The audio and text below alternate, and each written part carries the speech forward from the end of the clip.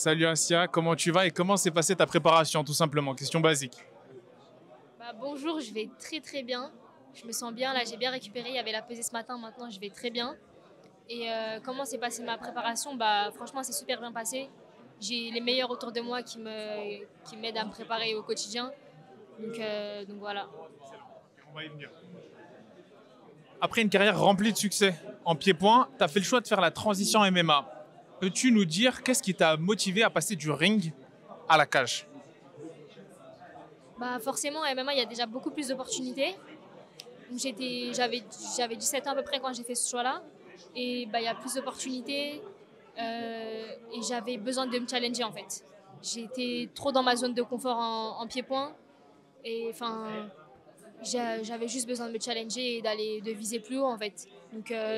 J'aime bien être en eau profonde. Donc, euh, donc voilà, je trouvais que c'était une bonne idée le MMA. Et au final voilà.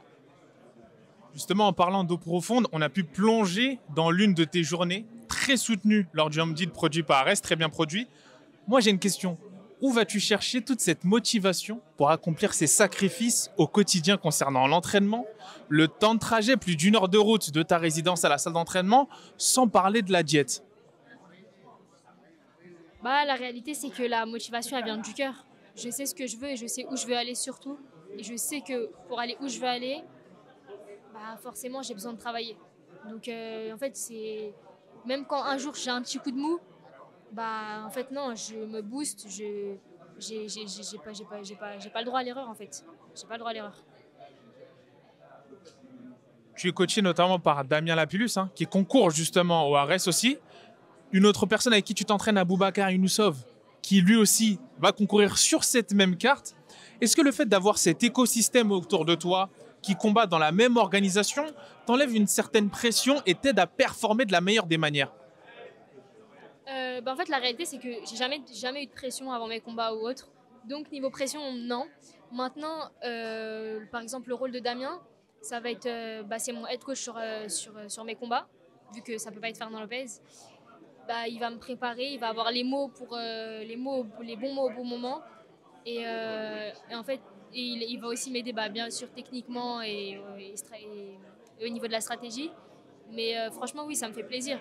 Et là, j'ai un troisième coin, un troisième corner, c'est Adel Cherifi, donc qui est très, très, très, très fort au sol et qui devait justement combattre sur Arès de septembre. Mais vous le verrez bientôt et franchement, là, j'ai un coin qui est pépite. Donc voilà. Justement, en parlant de pression, ce n'est que ton deuxième combat professionnel au Ares. Tu es le Coco Main Event. Et pourtant, lorsqu'on évoque le nom d'Asia Miri, il y a cette notion, même à l'étranger, hein, j'ai pu observer certains tweets sous des posts de Ares, qu'on voit ces potentiels star power qui va avec. Quelles seraient tes ambitions sur le moyen long terme au Ares et dans le MMA en général? Alors, premièrement, sur Arès, mon objectif premier, forcément, c'est d'avoir la ceinture. Et après, au-delà de ça, après avoir eu la ceinture Arès, je veux aller à l'UFC et je veux être championne des 52 et 57 kilos à l'UFC. Dernière question.